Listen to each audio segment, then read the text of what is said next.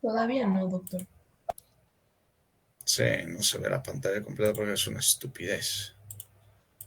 Se ha dejado de compartir, ¿ve? Van a seguir ingresando. Serán nenes, serán.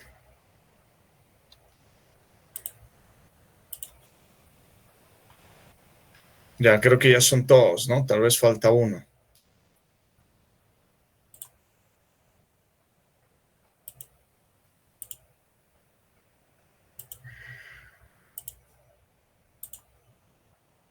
Están viendo la presentación ahora, ¿no? Sí, doctor, se ve. Lo voy a dejar así como la anterior vez, ¿ya, chicos? Porque no, si estoy compartiendo va a ser una tontera. ¿Ya? ¿El cursor también lo ven? Mi cursor. Sí, doctor, se ve. Lo que se mueve. Perfecto. Entonces, vamos a ver, esto en realidad deberían haberlo visto en Neumo, no sé si han rotado ya neumología o no. Eh, pero sí, o sea, el asma es una de las patologías, no solo alérgicas, ¿no? Sí que tiene un componente bastante importante, es de bastante seguimiento en neumología. Pero en el contexto de alergia, de hipersensibilidad, quiero que se familiaricen con una patología que justamente está desencadenada por una hipersensibilidad tipo 1, como han visto en la clase previa. Entonces, asma hace referencia a qué? En concreto hace referencia a inflamación de la vía aérea, es una inflamación crónica. Y esta inflamación desencadena broncoconstricción, cierre de la vía aérea, y es por eso que ustedes tienen el patrón obstructivo observado en la patología. El problema es que esta broncoconstricción, esta inflamación, está desencadenada y exacerbada a su vez por factores ambientales. En este contexto estamos hablando de alérgenos aéreos, tanto de alérgenos aéreos como de elementos de la industria, elementos de industria de metalurgia, elementos de industria de cosméticos, elementos de industria de alimentos. ¿Ya? Y obviamente, si la broncoconstricción, miren acá, si el cierre de la vía aérea es muy, muy severo, obviamente esto te lleva a una insuficiencia respiratoria. Entonces, un estado asmático, por ejemplo, cuando ustedes vean, o si se, hay un librito que les recomendaría que lean mucho, chicos, si les gusta la medicina así a lo bruto, y que me parece importante recalcarlo, es el Medicina de Urgencias de Jiménez. Es uno de mis libros favoritos, por ejemplo, en medicina en concreto. Y si quieres ser un médico así bien completo en ese sentido, pues dominarlo no es tan difícil. Es bien bonito el libro. Entonces, cuando te habla de estatus asmático, del tratamiento, del manejo del estado asmático, pues obviamente está haciendo referencia a esto, justamente este cierre de la vía aérea. ¿No? Y hay un algoritmo, hay una forma de manejo de asma que es bien interesante, bien bonito. En concreto, asma tiene estas tres definiciones o tres características que definen al asma. Primero es la obstrucción variable al flujo aéreo. Obviamente hace referencia porque con el tratamiento adecuado existe una broncodilatación. Y eso obviamente genera una obstrucción variable, ya en la que es un poquito irreversible, en la que se va viendo una obstrucción ya más destructiva es en el EPOC. No sé si han visto enfermedad pulmonar obstructiva crónica, pero justamente tiene ya justamente una obstrucción que con el tiempo va haciéndose irreversible. La hiperreactividad bronquial justamente hace referencia a la broncoconstricción desencadenada por un factor externo. Y obviamente esta hiperreactividad bronquial está desencadenada por la inflamación celular bronquial. Obviamente en realidad, algo que define asma es ese infiltrado celular. Y en realidad el objetivo de la clase de hoy es justamente que identifiquen esto, que correlacionen lo que han visto en hipersensibilidad tipo 1 con esto, de inflamación celular. Entonces, conceptos anatómicos bien sencillitos, bien básicos. Aquí tienen la división de la vía aérea, tenemos la tráquea, el principal tubo de transporte, tenemos los dos bronquios principales y obviamente los bronquios van a llegar hasta los bronquiolos terminales que ven acá, que es la dicotomización 16, la generación de dicotomización 16, y a partir de esta zona tenemos ya los bronquiolos respiratorios. Es a partir de esta zona que se tiene evidentemente el área de intercambio gaseoso. Esta zona de acá es la zona de conducción, también fisiológicamente se conoce como zona de espacio muerto, ¿no? Y obviamente es un volumen de aire que está en este sector que no participa en el intercambio gaseoso. Pero lo importante es conocer en realidad esta estructura, la mucosa bronquial, porque la inflamación se va a desencadenar en realidad en toda la pared, no solo en la mucosa, sino en la pared. Y aquí tienen esta gráfica que es bastante interesante porque aquí les está hablando, miren, hasta el bronquiolo terminal tenemos la distribución en el epitelio de todas las células que ven acá, que esto es un pequeño repaso de histología. Recuerden, el epitelio del bronquio es un epitelio pseudoestratificado, se le conoce así porque, como pueden ver, las células, si bien son solo un plano de células, parece pseudoestratificado, parece que tiene pseudocolumnas justamente por las células caliciformes. Las células caliciformes generan el moco, las proteínas de la mucosa, en realidad del moco que recubre la vía aérea. Obviamente tienen la proporción de las células ciliadas, las glándulas secretoras de moco, el cartílago hialino, miren cómo va disminuyendo hasta llegar al área respiratoria. Tenemos el músculo liso que sí se mantiene hasta las primeras generaciones ya de los sacos alveolares. Y luego miren, las fibras elásticas recubren absolutamente toda la vía aérea. En realidad esto es lo que da soporte al intersticio pulmonar. Ahora, la mucosa bronquial en concreto tiene estas partes. Esto también lo vamos a recordar de histología. Aquí tienen el epitelio, tienen su membrana basal y aquí tienen la lámina propia. Esta es una parte de la matriz extracelular muy importante. ¿Por qué? Porque aquí en la lámina propia están presentes las células del sistema de defensa, es decir, el sistema inmune innato está en esta zona. Luego tienen el músculo liso y obviamente externamente van a tener el bronquio. ¿No? Perdón, no el bronquio, me estoy equivocando, el cartílago hialino, ¿ya? Esto en realidad, todo esto es la pared de la pared bronquial, todas estas partes conforman esto, ¿no? Aquí tiene la mucosa que está conformada por epitelio, lámina propia, y la submucosa que es el músculo liso, y posteriormente van a tener, bueno, como en realidad no es una adventicia en concreto, como se ve en tracto gastrointestinal, pero sí está recubierto por fibras que unen el cartílago hialino. Entonces, esto, si hacemos otra vez un corte, volvemos a repasarlo, se ve de esta forma. Aquí tienen, miren, el epitelio, la membrana basal, la lámina propia, esta fina línea de músculo liso. Acá en esta parte de la matriz están las glándulas secretoras de moco y el cartílago hialino. ¿Ya? Y esto se ve así, miren, esta es una estructura, esto es un bronquiolo, por ejemplo, ya terminal. Aquí pueden ver, miren, la mucosa, bien bonita, en color más púrpura. Este es el alineamiento de las células. Obviamente aquí está la lámina propia. Esto que ven acá, esta línea bien pequeñita, esto es músculo liso. Y evidentemente acá está el cartílago hialino. Esto es lo que brinda el soporte estructural a esta membrana. Puchache, ¿quién se está anexando recién? A ver. El Josué, que llega tarde. Josué, nos debes salteñas, Josué. Todo el grupo. Bueno, sigamos con el inicio ahora. Veamos cómo se inicia la inflamación, ¿ya? Entonces, el mecanismo molecular y celular que desencadena el asma en realidad tiene que ver con factores ambientales que estimulan al helper 2. Recuerden, el helper 2, el linfocito T helper 2, es el linfocito que se involucra en asma, en dermatitis atópica y en rinitis alérgica. Esto de acá, esto que ven acá, se conoce como la triada atópica. Sí hay personas, les comento, que tienen estas tres patologías al mismo tiempo. Tienen asma, tienen dermatitis y tienen rinitis. Entonces, son genes implicados con la activación del linfocito helper 2 los que se han visto implicados en el proceso que desencadena esta triada alérgica. Ahora, ¿cómo se inicia todo? El humo del cigarrillo o un alergeno o un componente de la industria, lo que ustedes quieran, llega a la célula dendrítica. Entonces, esto es lo mismo que hemos visto en hipersensibilidad tipo 1. La célula dendrítica capta el alergeno, capta este factor ambiental, se lo presenta al linfocito helper 2, y el helper 2, evidentemente, como está afectado genéticamente, sintetiza de forma excesiva interleucina 4 e interleucina 5. Les estoy volviendo a mostrar el mismo mecanismo de la anterior clase, ¿no? Está de por medio interleucina 4 e interleucina 5.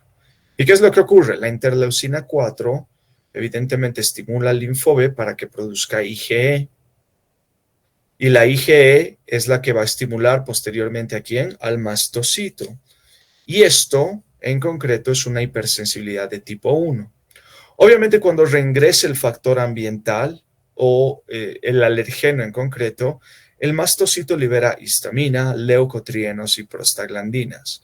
Y justamente estas moléculas son las que van a desencadenar todo el cuadro de inflamación bronquial.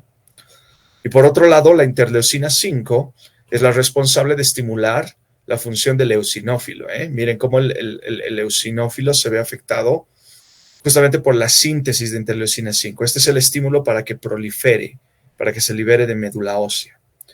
Entonces, les vuelvo a recordar, todo lo que está mediado por inmunoglobulina E es conocido como hipersensibilidad tipo 1, ¿verdad?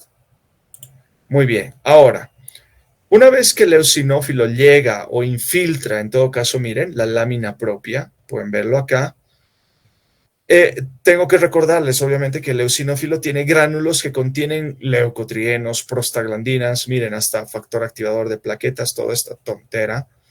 Y obviamente cuando el humo del cigarrillo, el humo del cigarrillo lo pega, lo golpea, cuando tiene este estímulo se degranula el eosinófilo, como pueden ver acá. Y esta degranulación del eosinófilo va a degradar la matriz, o sea, degrada lípidos, proteínas, DNA, RNA, todo esto genera inflamación. Y esta inflamación con el tiempo, en concreto, miren, cuando tenemos el bronquio inflamado, pues ¿qué es lo que ocurre? El músculo liso del bronquio va a contraerse, va a existir un espasmo. Miren cómo se cierra la vía aérea. De esto que estamos viendo, de una vía aérea con un diámetro concreto, se cierra el diámetro. Y como pueden ver acá, también, aparte de, ustedes ven acá esta fina capita de color verde, esto es el moco. Obviamente aquí, miren, esto se ha engrosado, se ha sintetizado más proteínas de la mucosa y se ha secretado, en realidad se ha sintetizado más moco. Y claro, lo que ocurre es que esto es justamente el desencadenante en concreto del cierre de la vía aérea, es el espasmo del músculo liso más la secreción de moco. Y obviamente todo este proceso que les estoy mostrando acá desencadena clínicamente ¿qué cosa? Dificultad respiratoria y va a determinar con el tiempo el famoso patrón de enfermedad pulmonar obstructivo. Y obviamente ese aumento de la permeabilidad de las células granulocíticas, sobre todo del eosinófilo, es el responsable de la posterior, por así decirlo, la posterior consecución de la inflamación. La inflamación va a continuar justamente por este infiltrado. Los eosinófilos evidentemente tienen un tiempo de vida, pero sobreviven más tiempo en los tejidos y una vez que se han activado sobreviven más tiempo.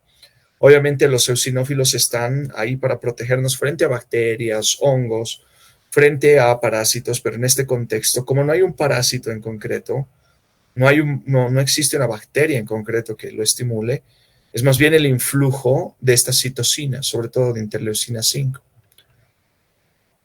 Y obviamente con el tiempo, que inicialmente la lesión puede ser reversible, si pasan años sin tratamiento, lo que ocurre es esto, miren, la lesión puede volverse completamente irreversible. Y esto obviamente lo que ven acá es edema, fibrosis y acicatrización y cierre de la vía aérea. Esto se debe al engrosamiento, miren, de la membrana basal, engrosamiento de la lámina propia. Y obviamente, imagínense no solo un bronquio, sino cuántos bronquiolos terminales tenemos, cuántos bronquiolos se ven afectados. Entonces, esto es un problema a lo largo del tiempo. Obviamente, lo que se hace en neumología es la fibrobroncoscopía. Esto es un fibrobroncoscopio. Esto es una cámara que obviamente se seda al paciente antes de realizar el procedimiento. Hay que conocer métodos de anestesiología. Obviamente siempre estás de por medio de un anestesiólogo para realizar este procedimiento. Y obviamente con el tubito vamos evaluando toda la vía aérea, ¿no? Y normalmente aquí, miren, aquí tienen la bifurcación. Esta es la carina. Aquí tienen bronquio derecho, bronquio izquierdo. Y acá pueden ver ya trazos de inflamación de la mucosa. Miren, esta zona, sobre todo acá rojiza, estas áreas pálidas que se parecen un poquito a lo que les mostraba en la rinitis alérgica, esa es la inflamación de la vía aérea. Acá pueden ver una vía aérea, miren, cerrada, aumento de la vascularización de la mucosa. Aquí miren, tienen en la imagen B, tienen igual un bronquio completamente cerrado. Aquí tienen un bronquio bien inflamado. Evidentemente, acá ya debe haber zonas de fibrosis. ¿Ya? Aquí tienen un pólipo endobronquial. Miren, esta proliferación de mucosa es justamente por la inflamación crónica. Aquí tenemos obviamente igual un cierre, irregularidad de la mucosa y miren acá, aquí hay un patrón de inflamación nodularcito que ven acá y el cierre de la vía aérea. Entonces, de esta estructura bien bonita, bien organizada, que se ve así en la histología, logramos ver esto, miren, el cierre de la vía aérea. Esto es un bronquiolo terminal, se toma muestras de esto y miren, esto está completamente cerrado y aquí pueden ver el aumento del músculo liso. El músculo liso se ha hipertrofiado de forma significativa. Existe un alto infiltrado de células eosinofílicas, de linfocitos. Y en esta clase también quiero recordarles de algo muy serio, que es lo siguiente. Cuando el neutrófilo empieza a invadir la mucosa, cuando existe un infiltrado neutrofílico, pues esto va a peor. Ese ya es un marcador de que la inflamación, chicos, no va a ir bien. Es por eso que en la actualidad, en la guía clínica que les estoy mostrando ahora con estas definiciones, ya tenemos la diferenciación entre un asma que es eosinofílico y un asma neutrofílico, ¿ya? Y la pregunta es una pregunta tontita, pero muy obvia que deben estar haciéndose. ¿Por qué demonios existe tanto eosinófilo? Porque les comento que esto se ha demostrado en asma. Hay más eosinófilo en la mucosa de lo normal. Una persona sin el proceso, evidentemente, tiene una función eosinofílica normal frente a cualquier patógeno que entre en la vía aérea. Entonces, esto tiene que ver con genes concretos. Y los genes que les estoy mostrando acá son en particular, la interleucina 5, sobre todo mediado por el HELPER2, como les había citado previamente. Tenemos el gen de la interleucina 8, que tiene que ver con el infiltrado del neutrófilo. Miren, el neutrófilo es una célula fagocítica, ¿ya? Es una célula que migra por sangre, o sea, está normalmente en sangre, pero cuando existe un proceso evidentemente infeccioso, pues migra al sitio para fagocitar a los patógenos, ¿no? En este caso, miren, la interleucina 8 es la responsable de llamar al neutrófilo. Es una mayor síntesis de interleucina 8 hace referencia a este patrón. Y les vuelvo a recalcar, cuando el neutrófilo infiltra la vía aérea, pues se observa un patrón más severo de asma.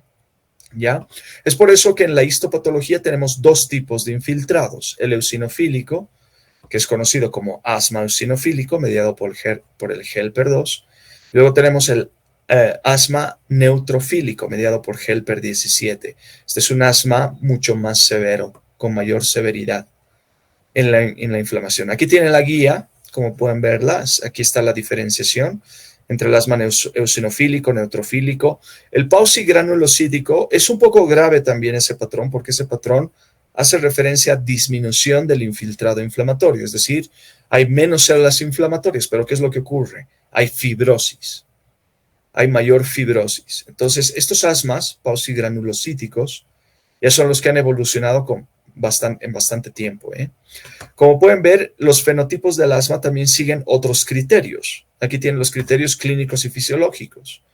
Obviamente vamos a tener un episodio de asma grave, un asma con exacerbaciones recurrentes graves, el asma refractaria al tratamiento, el asma de inicio precoz. Miren, usualmente este de inicio precoz es menos de 12 años. ¿Y qué es lo que ocurre con ese asma? Ese asma usualmente es alérgico. Aquí es lo que les dice. Miren, suele ser de presentación alérgica. El tardío suele presentarse más en mujeres a partir de los 30 años. Y en este asma tardío, que es interesante, suele haber un patrón de infiltrado más neutrofílico que eosinofílico.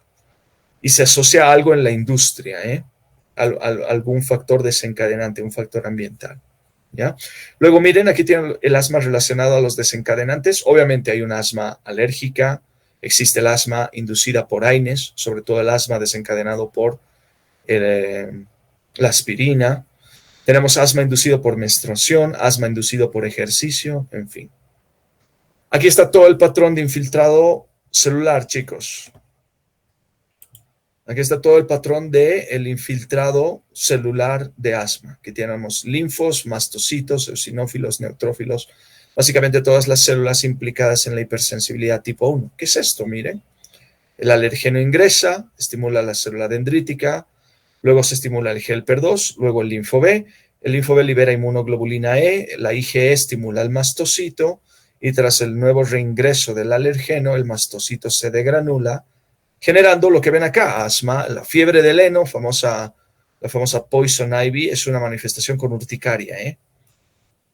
Y pues nada, aquí tienen los genes, aparte de lo que están viendo acá, aquí tienen todos los genes implicados en este proceso. Está el gen de la linfopoietina estromal tímica, por ejemplo, interleucina 25, 18, interleucina 33, la interleucina 4, la interleucina 5, que tiene que ver con el eosinófilo, en fin.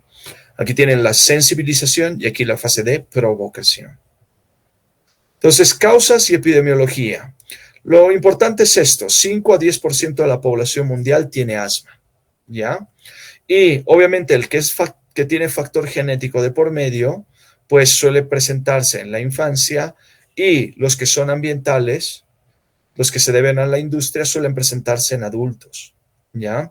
Aquí tienen la famosa, no sé si ustedes han leído esto de la hipótesis de la higiene, ¿les han comentado esto ya o no? Todavía no, doctor. Ya, ¿en qué consiste lo de la hipótesis de la higiene? Esto hace referencia a que cuando tenemos un nenecito con una mamá muy, muy higiénica, que lo está limpiando, cuidando, que tiene un exceso de higiene en el nene o la nenita, esto altera su proporción, como pueden ver acá, en realidad, su balance entre helper 1 y helper 2. Y básicamente esto es lo que les explica esta gráfica. Lo que ocurre es lo siguiente, cuando la mamá, bueno, cuando tenemos infecciones en concreto, ¿ya? Eso en la infancia, pues estas infecciones, este grupo de bacterias y virus van a estimular un aumento en la funcionalidad helper 1, en realidad un predominio sobre la helper 2. Lo normal es que exista un predominio de la respuesta helper 1 versus la helper 2. Porque con la helper 1 puedes estimular una población de linfocitos que se conocen como reguladores. Los linfos reguladores son linfos que obviamente evitan que la inflamación persista. Pero por otro lado, cuando existe, miren, el exceso de higiene, pues este balance de helper 1, helper 2 se altera hacia la vía helper 2. Y eso hace que la persona sea más susceptible al polen, sea más susceptible al epitelio del gatito, del perrito, ¿me entienden? O sea, predispone hacia una funcionalidad más hacia alergia. Es por eso que aquí pueden ver una prueba de parche, un test de parches positivo, porque esta persona presenta hipersensibilidad por esta hiperfunción del helper 2. Y es básicamente este balance, ¿ya? Entonces, los desencadenantes son los que ven acá, miren, contaminantes ambientales, y tenemos todos los alergenos aéreos aquí. Miren, por ejemplo, están los ácaros de polvo, el epitelio del gatito, el epitelio del perrito, las cucarachas, los hongos ambientales. Aquí en los hongos ambientales tenemos a Alternaria, tenemos tenemos al penicillium, en fin. Espérenme un segundito, por favor.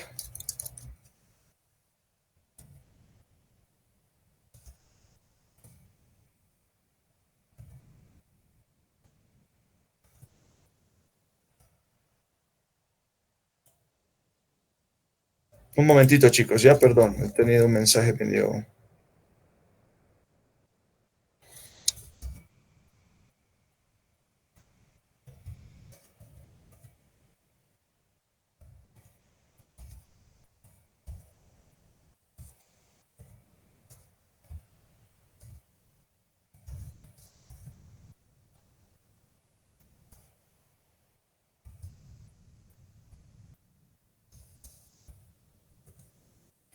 Bueno, mil disculpas, chicos, volviendo a la presentación.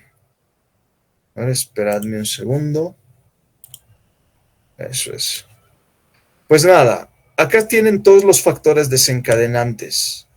Esto es bajo la guía clínica. Aquí les está hablando de los antígenos atmosféricos. Aquí tienen sustancias de la polución como sulfitos, nitritos, el ozono, el monóxido de carbono. Y aquí tienen todas estas, esto no necesitan saberlo con gran detalle, ¿ya?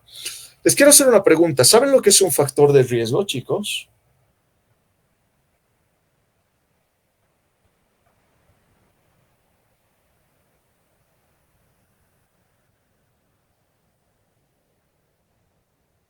Tal vez, doctor, vendría a ser la causa o cualquier agente o motivo por el cual puede aumentar las probabilidades de conceder alguna enfermedad, doctor. Sí, exacto. Es un factor que te predispone a desarrollar patología, ¿no?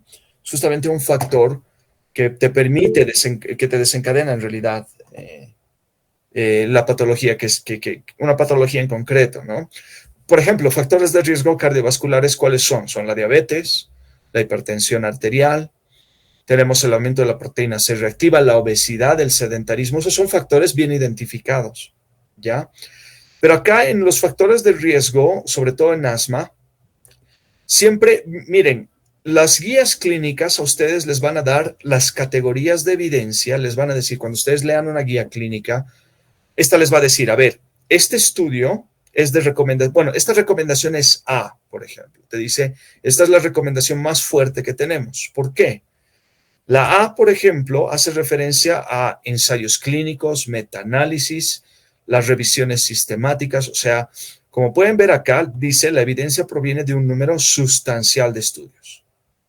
Estos estudios están bien diseñados, son ensayos clínicos muy bien diseñados y tienen resultados consistentes, ¿ya? Acá en la B, la recomendación B, obviamente tiene un número limitado de estudios, los resultados, algunos son inconsistentes. Y miren, la C ya viene de ¿qué? De estudios no aleatorizados, son estudios observacionales, ¿ya? Y la D, miren, es la experiencia del clínico, o sea, tampoco no es una evidencia muy fuerte.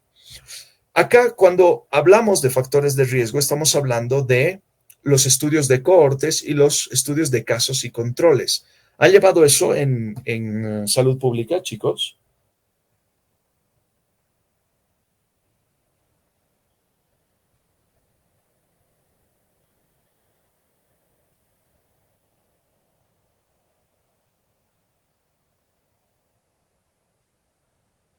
Sí, doctor. ¿Y qué es un estudio de casos y controles? A ver, chicos, ¿de qué trata?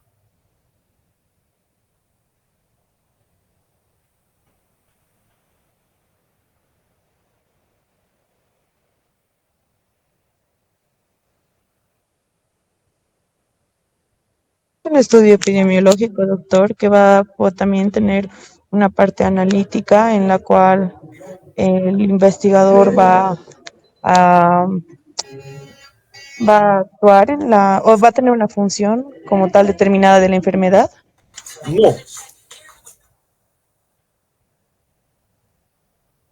En un estudio de casos y controles, como su nombre lo dice, a ver, déjeme ver si... Esto tiene pizarra, el Google Meet.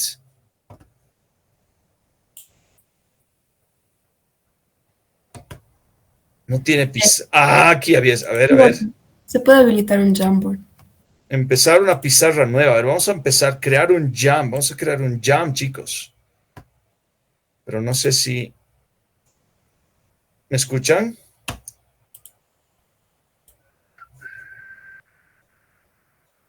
Sí, doctor. No, es mucha tontera. No voy a crear el jam ahorita. Bueno, la idea es que los estudios de casos y controles hacen referencia a un estudio, es un estudio observacional en el que comparas los enfermos con un grupo de sanos. Y en los grupos de enfermos vas a verificar cuál ha sido el factor al que se han expuesto, qué incidencia tienen de exposición a un factor. Y para determinar si es factor de riesgo o no, se estudia el famoso odds ratio, ¿verdad? El OR. ¿Esto lo han visto? ¿Lo han llevado en salud pública?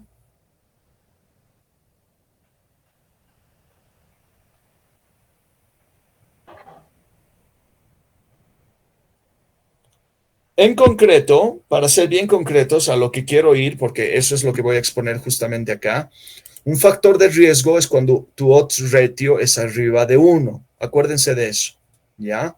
Entonces, miren la tabla de acá, la tabla que tienen acá. Por ejemplo, atopía, su odds ratio es de 3.5, es decir, el antecedente de alergia. Eso significa que esto es un factor de riesgo. Miren acá, la menarquia precoz, la menstruación precoz, es factor de riesgo. La obesidad acá muestran, es un poco raro, este estudio de Singh no está muy bien determinado porque dice de 0,7 a 1,1, ese es su intervalo de confianza, pero esto está medio raro porque o es factor de protección o es como factor de riesgo, entonces no es muy contundente este estudio. Pero miren, la hiperrespuesta bronquial, ese grado de cierre de la vía aérea, miren, eso es factor de riesgo puro y duro. Miren este odds ratio, es arriba de 1, es 4.2. Entonces, esto es un factor de riesgo. Miren, la rinitis, sobre todo una rinitis alérgica, es factor de riesgo. La rinosinusitis crónica, factor de riesgo. La prematuridad, miren, los nenes prematuros, factor de riesgo. La ictericia neonatal, factor de riesgo. Miren la lactancia materna. ¿Qué sería la lactancia materna, chicos?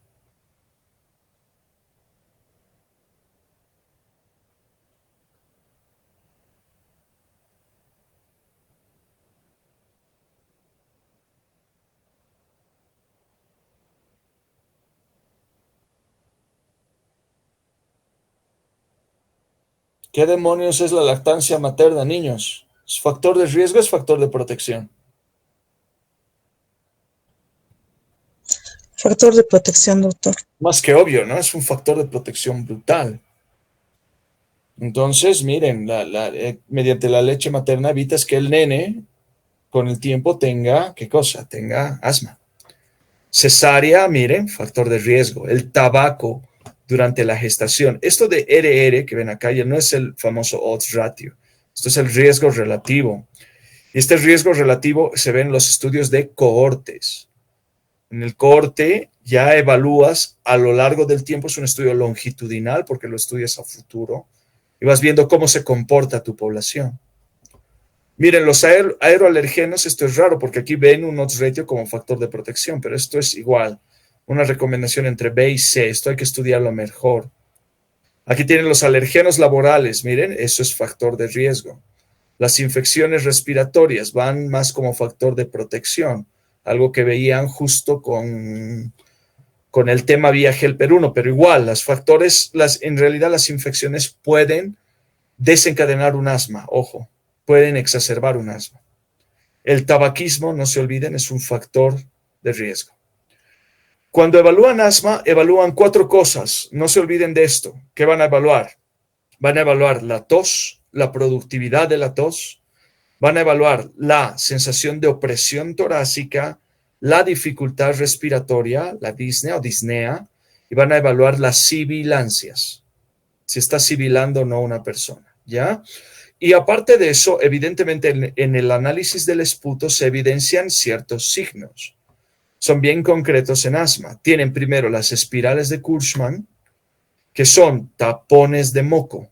Y esto tiene obviamente la forma que tiene el tapón del moco se debe justamente a la forma de la vía aérea, adopta la forma de la vía aérea. Y aparte de eso tienen los famosos cristales de Charcot-Leyden. Estos cristales no son más que productos de degradación del eosinófilo, son proteínas que ha liberado el eosinófilo y que se cristalizan en la vía aérea. Van a ver eso a continuación. Entonces, las espirales de Kurzmann se ven así, miren. Acá tienen obviamente un trasfondo inflamatorio porque hay células de descamación y células inflamatorias. Y aquí pueden ver en las espirales. Y aquí tienen los cristales, miren. Estos son los famosos cristales de Charcot-Leyden. Tienen forma de agujas, ¿eh? Entonces, la guía clínica les indica a ustedes. Lo que tienen que evaluar es bien concreto. Ustedes tienen que evaluar si la persona tiene sibilancia, si la misma persona escucha que tiene sibilancia, si tiene dificultad para respirar a lo largo de la mañana, en la tarde, en la noche, si su calidad de vida es mala, si por ejemplo están con tos constantemente en la noche, no los dejan descansar. Entonces, son varios factores que te van a permitir evaluar el asma de una forma bien concreta. Entonces, es lo que les he dicho, ustedes evalúan 4 síntomas concretos, que son tos, su productividad, la dificultad respiratoria, la sensación de opresión torácica y la presencia de autoescucha de sibilancias. Y aparte de eso, en la evaluación del asma, lo que tienen que hacer es la espirometría. La espirometría es un estudio de volúmenes pulmonares y este estudio puede volverse dinámico. Obviamente se hace referencia a dinámico cuando se compara con el tiempo. Ustedes saben que la capacidad vital forzada es el volumen de aire que estamos inspirando, ¿no? El volumen que logramos en realidad insuflar en el pulmón. Todo el volumen que alberga el pulmón se conoce como la capacidad total. Entonces, cuando le decimos a una persona que sople, en el primer segundo evaluamos ese volumen, y a eso se conoce como FEV1, lo que ven aquí. El FEV1 es el volumen expiratorio en el primer segundo de la expiración. Y este es un dato sugerente de obstrucción. Cuando existe obstrucción de la vía aérea, obviamente ese volumen se va a reducir y va a estar menos del 80% en comparación con el valor teórico, porque estos volúmenes se los compara con un estándar de normalidad. Y cuando te dice esto de 80%, te está haciendo referencia frente a ese valor teórico, ¿ya? Entonces, de acuerdo a los síntomas y de cómo se vea la espirometría, tienes 2 tipos de asma. Tienes el asma intermitente y el asma persistente. Y el persistente, a su vez, se divide en persistente leve, moderado y severo. Y se ven así. Miren, el asma intermitente que tiene muy pocos síntomas diurnos, no necesita medicación de alivio, no hay más de 2 veces al mes de síntomas nocturnos, de los 4 síntomas que les he dicho, no existe limitación de la actividad diaria, y miren, la función pulmonar, el FEV1 está arriba del 80%. Pero ¿cómo es la contraparte? El asma persistente grave, ¿cómo es? Es tos, producción de moco, dificultad respiratoria, todo lo que ustedes quieran, en el día y en la noche. Requiere medicación de alivio, los broncodilatadores que van a ver a continuación. El salbutamol, a ustedes les debe sonar esto. El salbutamol es un beta-agonista. Y estos beta-agonistas lo que hacen es generar relajación del músculo bronquial, hacen que el bronquio se dilate. Entonces, uno de los tantos fármacos que alivia la broncoconstricción es esto, justamente, los beta-adrenérgicos, ¿no? Y miren, ¿cómo está el FEV1? Es menos del 60%, es decir, hay una obstrucción severa. Pues ya la parte de alteraciones funcionales, lo que es reversibilidad, hiperrespuesta, variabilidad, obstrucción, todos se ven con espirometría. En la espirometría está la famosa prueba broncodilatadora. El test de hiperrespuesta es cuando nosotros damos incluso un alergeno y vemos cómo se modifica la espirometría. Pero obviamente no voy a hacer mucho hincapié en esta parte de asma porque esto ya es más... en realidad, chicos, esto pues tendríamos que verlo como una clase aparte. Espirometría, yo creo que, no sé si les han dado una clase teórica en neumología. Me parece que es muy importante que un médico de atención primaria, un médico general, ustedes cuando se formen, o sea, cuando salgan como médicos, tienen que entender, tienen que tener un poquito de entendimiento de espiro y también de electrocardiografía, ¿no? Entonces son pruebas que se van utilizando nomás constantemente. Pero en lo que compete a alergia, en concreto hipersensibilidad tipo 1, en asma necesitamos hacer una historia clínica bien concreta, bien realizada. Se necesitan ver, obviamente, los antecedentes personales, los antecedentes de exposición de desencadenantes, los antecedentes familiares, ver si existe o no algún familiar de primer grado que tenga asma. Se realiza lo que les he mostrado en la primera presentación, se realiza el prick test, se hace la IgE específica en suero frente a un alergeno, y si es disponible, aquí en La Paz, chicos, les comento que no estamos haciendo esto, pero esto es algo que hay que hacer las famosas pruebas de provocación bronquial. ¿Y en qué consiste? Simplemente dar el alergeno, o sea, hacemos que el paciente inhale el alergeno y vemos cómo va su broncodilatación, o ponemos un poquito del alergeno en la piel, hacemos el prick test y vemos cómo va su espirometría. ¿no? Acá tienen estos bichitos que ven acá, estos son los ácaros de polvo.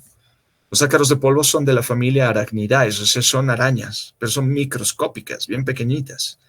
Y obviamente sus productos de degradación, su popó, su caquita molecular, y obviamente la parte de descamación de su exoesqueleto, eso es lo que desencadena la alergia, ¿ya?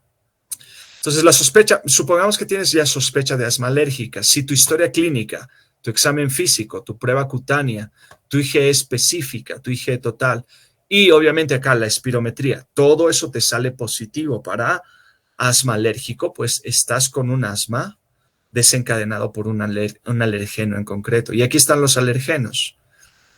El paquete de aeroalergenos es el que ven acá. Tenemos los ácaros y aquí está la familia del dermatofagoides, ¿no? Ese es el nombre científico, el nombre de grupo de especie que tienen estos bichos. Luego tienen, miren, los epitelios de gato, perro, las cucarachas, sobre todo la familia de Blatella. Los pólenes, obviamente saben que los pólenes son los gérmenes de las plantas, o sea, son sus gametos en realidad. Son sus células de reproducción. Entonces, el polen, aquí pueden ver la estructura del polen, esto desencadena alergia. Y luego tienen los hongos como Alternaria, Cladosporium, el Aspergillus, el Penicillium. Estos hongos ambientales también desencadenan alergia. Aquí tienen el prick test, es lo que ya les había mostrado. Aquí tienen la IgE específica. Y aquí tienen un estudio bien bonito de Larry Borish que hace referencia a la IgE total. Esto ha comenzado, cuando ustedes vayan a ver estudios clínicos de ensayos, por ejemplo, el grupo de Larry Borish, de este autor, viene del grupo Tenor. Este grupo Tenor es uno de los primeros ensayos en asma. ¿Y Tenor a qué hace referencia? Miren, este estudio hace referencia a la epidemiología y la historia natural de asma. Viene obviamente de este inglés que ven acá, de Epidemiology and Natural History of Asthma, y eso es Tenor. Ese es el estudio Tenor. Lo que ha hecho es medirles la IgE, que es lo importante. Han medido la IgE en sangre periférica. ¿Y qué es lo que han encontrado? Es bien sencillito. Primero, en fumadores varones se ve una IgE alta, o el promedio mayor a 350 unidades internacionales por ml. O sea, los pacientes fumadores tienen mayor IgE. Obviamente, en los nenes, sobre todo en los nenes que presentan asma severo, también se ve un aumento de la IgE total. Y este estudio del grupo del doctor Dávila, que es justamente del Servicio de Inmunoalergología del Hospital de Salamanca, en España, también ha hecho una correlación de la IgE total, como pueden ver acá, en los distintos grupos de asma, sobre todo de asma persistente. Aquí tienen el asma persistente leve, el moderado y el severo. ¿Y qué es lo que han visto? La media de IgE, miren, arriba de 400, se ve más en los casos de asma persistente severo. Entonces, la IgE no es que te dé el diagnóstico de alergia, ojo, ya, porque la alergia, o sea, el diagnóstico es bien concreto, es clínico. Estamos haciendo referencia a los síntomas, la actividad clínica que tiene el paciente, también cómo se ve la espirometría, pero la IgE, te está indicando el grado de actividad, el grado de síntesis de la IgE por los linfos B. Entonces, mientras más alto esté, mientras persista esa síntesis de la inmunoglobulina E, obviamente el asma va a ser más severo, lo que te indica que va a haber más actividad alérgica. Y aquí está la vía, o sea, justamente nos hacemos referencia a esto, que el linfo B, mientras más produzca IgE, pues obviamente va a estimular más al mastocito para que produzca las sustancias proinflamatorias, ¿no? Entonces, el tratamiento tiene dos objetivos, chicos. Número uno es calmar la inflamación, frenar la inflamación, y la segunda es abrir la vía aérea. Es así de sencillo. En asma no tenemos que decir más, Tenemos que frenar la inflamación y abrir la vía aérea. Bien sencillito. Y obviamente también esto se divide en fármacos que te controlan o tú mantienes, generas un mantenimiento que frena la inflamación con el tiempo. Y luego tienes fármacos que se utilizan en la fase aguda, son fármacos de alivio, los que te van a abrir rápidamente la vía aérea. Y obviamente en asma, también esto es una parte, yo diría que esto se da ya en la formación, ¿no?, de los residentes, se les va explicando cómo son Los aerosoles, cómo se utilizan los aerosoles, cómo hay que darlos. Entonces, miren, los aerosoles que tenemos son los glucocorticoides, corticoides inhalados. Tenemos los agonistas, los antagonistas de leucotrienos. Aquí está el montelukast, el tiotropio, que es igual a un broncodilatador. Las teofilinas son broncodilatadoras. Y en realidad el asma se va escalando, es decir, va subiendo su categoría en dosis y en intensidad de administración de acuerdo al tipo de asma. Acá en escalón 1 y 2 tienes el asma persistente leve. Aquí el moderado y aquí el severo. No voy a hacer más repercusión sobre eso. Aquí tienes, de los que te abren la vía aérea, tienes los de acción corta y de acción larga. Entonces, los que utilizas para acción corta, las que vas a usar solo unos días, o en la fase aguda, es el salbutamol, miren.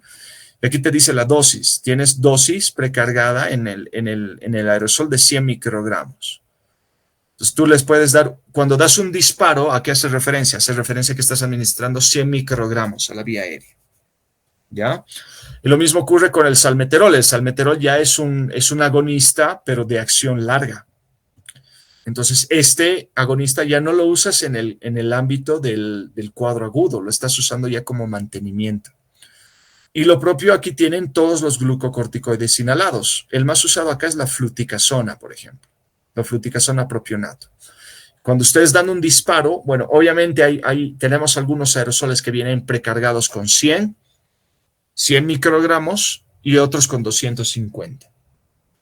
¿Ya? Los glucocorticoides frenan todo. Lo que ven acá, frenan al eosinófilo, al linfote, al mastocito, al macrófago, o sea, frenan todo, acuérdense de eso.